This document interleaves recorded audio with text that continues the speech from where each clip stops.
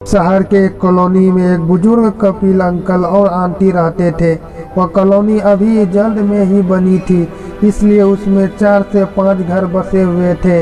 इनका बेटा इन्हें छोड़कर अपने पत्नी के साथ विदेश में रहता था, क्योंकि उनकी पत्नी ये नहीं चाहती थी कि वह घर पर रहकर अपने सास ससुर की मदद करे।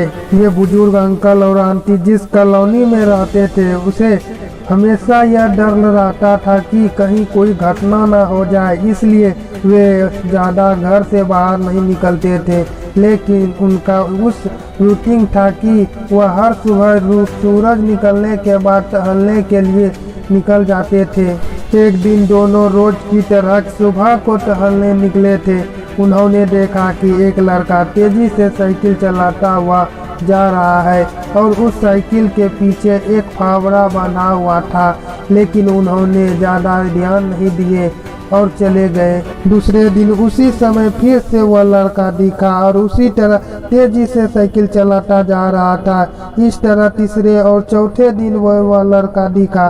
5वें दिन आंटी जी ने अंकल जी से पूछा कि ये लड़का हर रोज सुबह इस तरह तेजी से साइकिल चलाते हुए जाता है।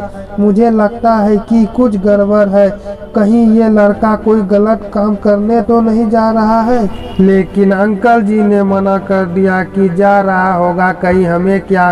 परंतु आंटी जी बोली, हमको देखना चाहिए कि हमारे कॉलोनी में कोई गड़बड़ तो नहीं। अंकल जी बोले, ठीक है, अगले दिन हम इस लड़का का पीछा करेंगे और देखेंगे कि ये जा कहाँ रहा है। अगले दिन सुबह को फिर से वह लड़का तेजी से साइकिल चलाता हुआ निकला। उसके पीछे अंकल और आंटी जी भी गई। उन्होंने देखा कि थोड़ी दूर जाने के बाद वह लड़का एक पेड़ के पास साइकिल खड़ी कर दी। उसी पेड़ के पास थोड़ी सी खाली जमीन पड़ी थी और उसे वो खोदने लगा। अंकल और आंटी जी कुछ देर तक देखते रहे कि ये लड़का क्या कर रहा है, लेकिन लड़का जमीन खोदे जा रहा था। कुछ देर बाद उन्होंने लड़के से पूछा कि आप जमीन क्यों खोद रहे हो।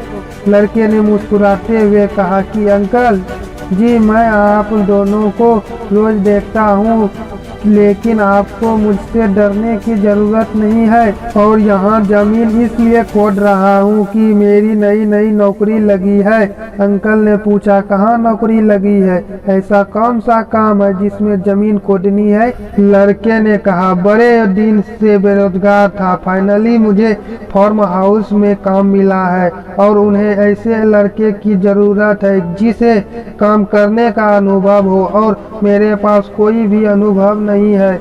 इसलिए मैं रोज यहाँ फावड़ा लेकर आता हूँ और ज़मीन खोदने की प्रैक्टिस करता हूँ, ताकि जैसे ही नौकरी पर काम शुरू हो उसमें से हमें निकाले नहीं। इसलिए रोजाना मेहनत कर रहा हूँ, कोशिश कर रहा हूँ। उस लड़के की बात सुनने के बाद अंकल और आंटी जी ने लड़के को आशीर्वाद दिया और बोला, बहुत ही बढ़िया बात है, बढ़िया सी जिंदगी में सब कुछ है।